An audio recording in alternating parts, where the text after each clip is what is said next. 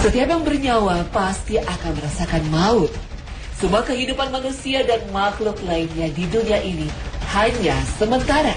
Walaupun manusia tersebut adalah dari para nabi utusan Allah. Semua para nabi dan makhluk lainnya yang bernyawa akan menemui maut ajal kematiannya. Hanya saja tiap-tiap makhluk ciptaan Allah itu berbeda-beda tempat menemui ajalnya dimatikan atau diwafatkan oleh Allah Subhanahu wa Ta'ala.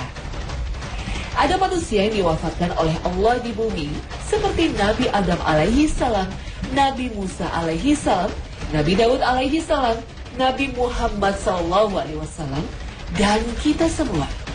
Ada juga manusia yang diwafatkan oleh Allah di langit sebagaimana disebutkan dalam sebuah riwayat. Seperti Nabi Idris alaihi salam dinaikkan ke langit dan diwafatkan di sana.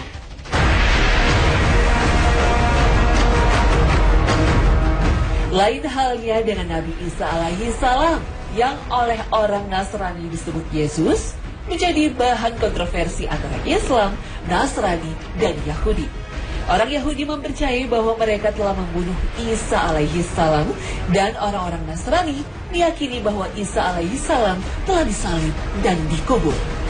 Namun kaum muslimin meyakini dengan jelas dan tegas bahwa Nabi Isa alaihi salam tidak disalib atau dibunuh, melainkan diangkat oleh Allah Subhanahu wa Ta'ala. Jika demikian, Nabi Isa alaihi salam hingga kini masih belum merasakan sakratul maut seperti yang dijanjikan Allah Subhanahu wa Ta'ala, bahwa setiap jiwa akan merasa kematian. Inilah di antara hikmah mengapa Nabi Isa alaihi salam kelak di akhir zaman akan kembali ke dunia. Di antara hikmahnya, beliau harus mengalami dan merasakan kematian di dunia.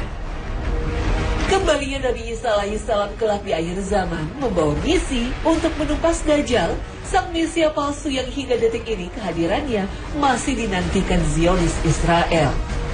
Ada 33 hadis sahih yang menegaskan bahwa Nabi Isa alaihi salam akan kembali turun ke bumi. Bahkan ada yang mengatakan sampai 90 hadis. Dari semua itu akan tampak 5 pertanda kedatangan Nabi Allah Isa alaihi salam. Pertama, Nabi Isa akan turun di Menara Putih, yaitu salah satu menara di Masjid Bani Umayyah di Damaskus Timur. Saat turun ke muka bumi lagi di akhir zaman, Nabi Isa alaihi salam mengenakan 2 buah pakaian yang dicelup dengan waras dan za'faran. Bila ia menundukkan kepala, maka menurunlah rambutnya, dan jika diangkatnya, kelihatan landai seperti mutiara. Maka tidak ada orang kafir pun yang mencium nafasnya kecuali pasti meninggal dunia. Padahal nafasnya itu sejauh mata memandang. Kedua, Isa alaihi salam akan membunuh Dajjal, makhluk Allah Subhanahu wa Ta'ala yang diberi kekuatan dahsyat sehingga terlihat seperti memiliki kekuatan Tuhan. Banyak orang tertipu oleh kelihayannya. Ketiga, Isa alaihi salam akan bertemu Ya'juj dan Ma'juj, dan semua kaum jahat dan pengikutnya itu akan tewas.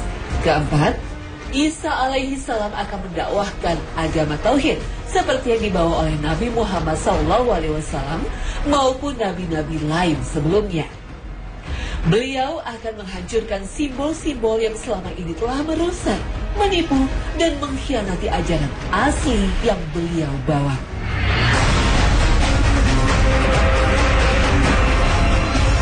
Kelima, Isa alaihi salam datang, dunia penuh keberkahan.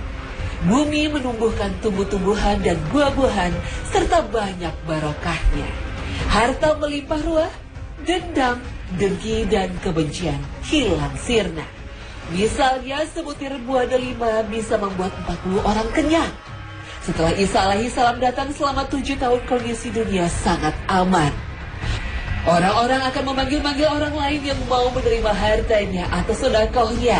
Tetapi tidak ada seorang pun yang mau menerimanya, karena saat itu seluruh penduduk bumi makmur, tak kekurangan apapun. Setelah itulah Nabi Isa alaihi salam memenuhi takdirnya sebagai manusia.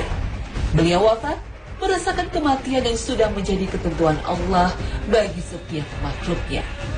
Jasadnya dimakamkan di muka bumi. Sebuah sumber menyebutkan, kelak jasad Nabi Isa alaihi salam akan dimakamkan di Madinah, dekat makam Nabi Muhammad sallallahu alaihi wasallam.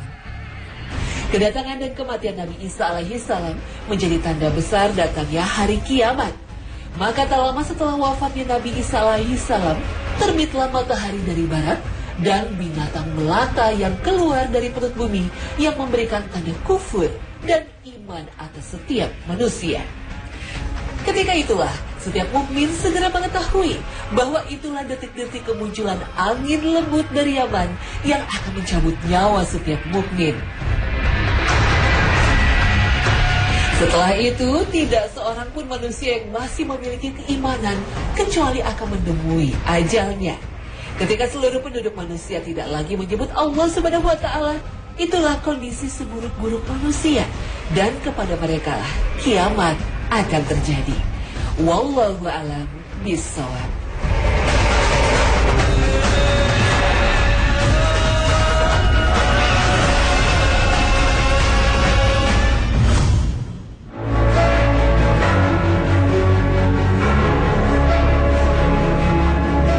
Pemirsa, tak hanya semua manusia merasakan kematian. Makhluk Allah bernama matahari pun tengah bergerak menuju kematiannya. Matahari telah memancarkan panas selama sekitar 5 miliar tahun. Sebagai akibat dari reaksi kimia konstan berlangsung pada permukaannya. Pada saat yang ditentukan oleh Allah Subhanahu wa Ta'ala di masa depan, reaksi ini pada akhirnya akan berakhir dan matahari akan kehilangan semua energi dan akhirnya mati. Inilah yang diinformasikan Allah Subhanahu wa Ta'ala dalam Al-Quran. Dan matahari berjalan ke tempat peristirahatannya. Itu adalah keputusan dari Yang Maha Kuasa, yang Maha Mengetahui. Quran Surah Yasin ayat 38. Ayat ini menjadi acuan bahwa pada suatu hari energi matahari akan berakhir. Allah Maha tahu akan kebenarannya. Matahari akan terus dalam perjalanannya dalam ruang dan waktunya, tetapi pergerakan ini akan berlanjut sampai waktu tertentu yang telah ditetapkan. Ketika matahari dipadatkan dalam kegelapan, yang muncul dalam deskripsi adalah hari kiamat, memberitahu kita bahwa seperti waktu itu akan datang. Waktu tersebut hanya diketahui oleh Allah Subhanahu wa Ta'ala.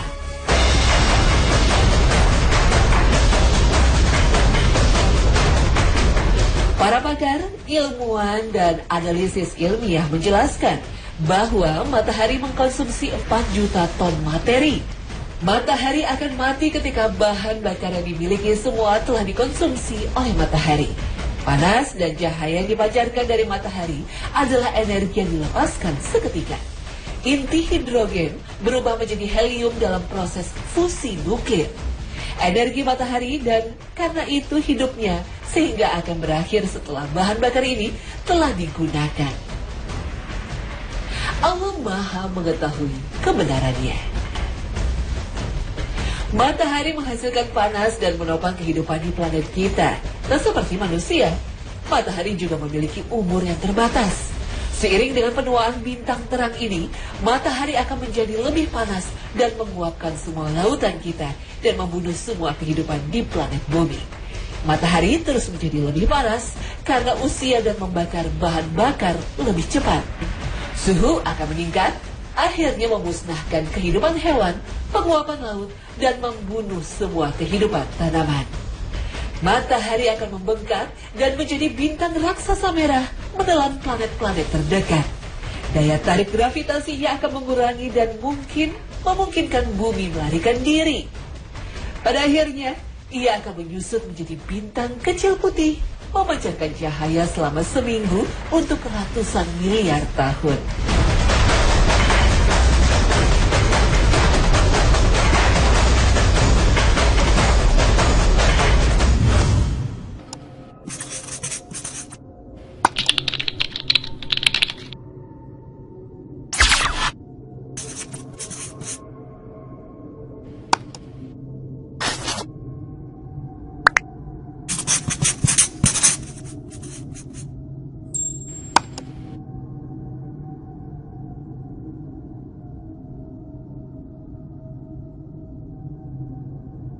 Di masa depan, reaksi ini pada akhirnya akan berakhir dan matahari akan kehilangan semua energi dan akhirnya mati.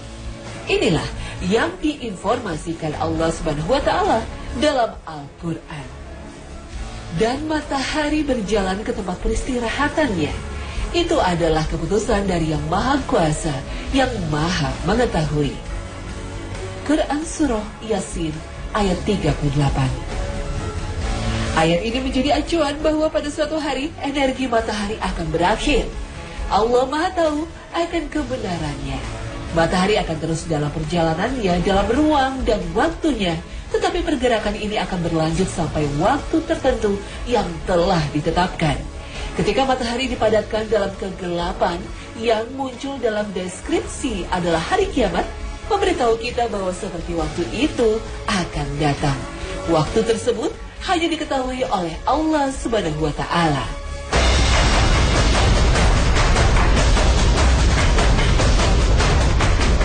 Para pakar, ilmuwan, dan analisis ilmiah menjelaskan bahwa matahari mengkonsumsi 4 juta ton materi. Matahari akan mati ketika bahan bakar yang dimiliki semua telah dikonsumsi oleh matahari. Panas dan cahaya yang dipancarkan dari matahari adalah energi yang dilepaskan seketika. Inti hidrogen berubah menjadi helium dalam proses fusi nuklir. Energi matahari dan karena itu hidupnya sehingga akan berakhir setelah bahan bakar ini telah digunakan. Bumi, sebuah sumber menyebutkan kelak jasad Nabi Isa alaihi salam akan dimakamkan di Madinah dekat makam Nabi Muhammad sallallahu alaihi wasallam. Kedatangan dan kematian Nabi Isa alaihi salam menjadi tanda besar datangnya hari kiamat. Maka tak lama setelah wafatnya Nabi Isa alaihi salam, terbitlah matahari dari barat dan binatang melata yang keluar dari perut bumi yang memberikan tanda kufur dan iman atas setiap manusia. Ketika itulah setiap mukmin segera mengetahui bahwa itulah detik-detik kemunculan angin lembut dari Yaman yang akan mencabut nyawa setiap mukmin. Setelah itu, tidak seorang pun manusia yang masih memiliki keimanan kecuali akan menemui ajalnya. Ketika seluruh penduduk manusia tidak lagi menyebut Allah Subhanahu wa Ta'ala, itulah kondisi seburuk-buruk manusia. Dan kepada mereka lah kiamat akan terjadi. Wallahu a'lam bishawab.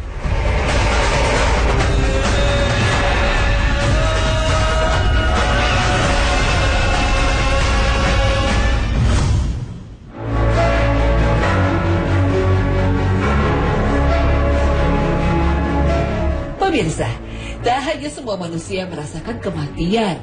Makhluk Allah bernama matahari pun tengah bergerak menuju kematiannya. Matahari telah memancarkan panas selama sekitar 5 miliar tahun. Sebagai akibat dari reaksi kimia konstan berlangsung pada permukaannya.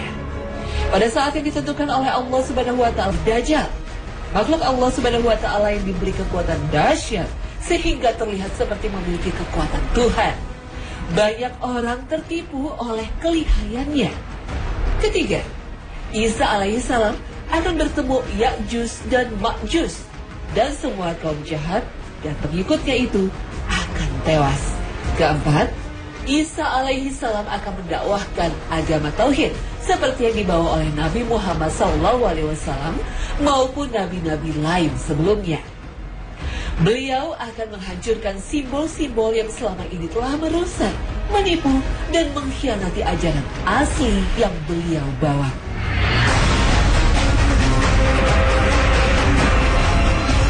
Kelima, Isa alaihissalam datang, dunia penuh keberkahan. Bumi menumbuhkan tumbuh-tumbuhan dan buah-buahan serta banyak barokahnya. Harta melimpah ruah, dendam, dengki, dan kebencian hilang sirna. Misalnya sebutir buah delima bisa membuat 40 orang kenyang. Setelah Isa alaihissalam datang selama 7 tahun, kondisi dunia sangat aman. Orang-orang akan memanggil-manggil orang lain yang mau menerima hartanya atau sedekahnya. Tetapi tidak ada seorang pun yang mau menerimanya, karena saat itu seluruh penduduk bumi makmur, tak kekurangan apapun. Setelah itulah Nabi Isa alaihissalam memenuhi takdirnya sebagai manusia. Beliau wafat merasakan kematian yang sudah menjadi ketentuan Allah bagi setiap makhluknya. Jasadnya dimakamkan di muka.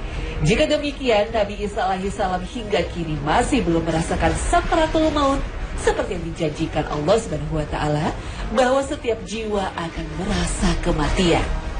Inilah di antara hikmah mengapa Nabi Isa alaihissalam kelak di akhir zaman akan kembali ke dunia. Di antara hikmahnya, beliau harus mengalami dan merasakan kematian di dunia. Kembalinya Nabi Isa alaihissalam kelak di akhir zaman membawa misi untuk menumpas Dajjal, sang Mesia palsu yang hingga detik ini kehadirannya masih dinantikan Zionis Israel. Ada 33 hadis sahih yang menegaskan bahwa Nabi Isa alaihissalam akan kembali turun ke bumi. Bahkan ada yang mengatakan sampai 90 hadis. Dari semua itu akan tampak 5 pertanda kedatangan Nabi Allah Isa alaihissalam. Pertama, Nabi Isa akan turun di Menara Putih, yaitu salah satu menara di Masjid Bani Umayyah di Damaskus Timur.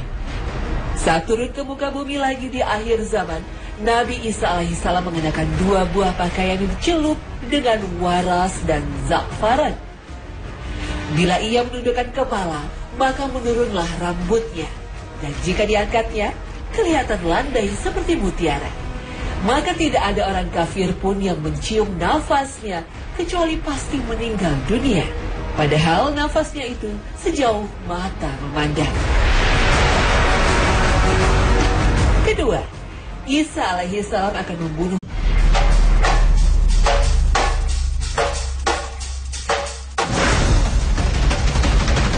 Setiap yang bernyawa pasti akan merasakan maut.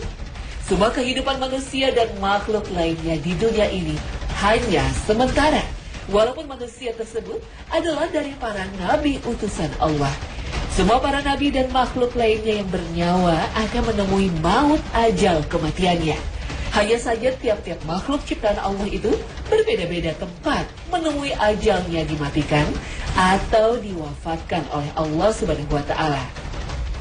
Ada manusia yang diwafatkan oleh Allah di bumi seperti Nabi Adam alaihi salam, Nabi Musa alaihi salam, Nabi Daud alaihi salam, Nabi Muhammad sallallahu alaihi wasallam, dan kita semua. Ada juga manusia yang diwafatkan oleh Allah di langit sebagaimana disebutkan dalam sebuah riwayat. Seperti Nabi Idris alaihi salam dinaikkan ke langit dan diwafatkan di sana.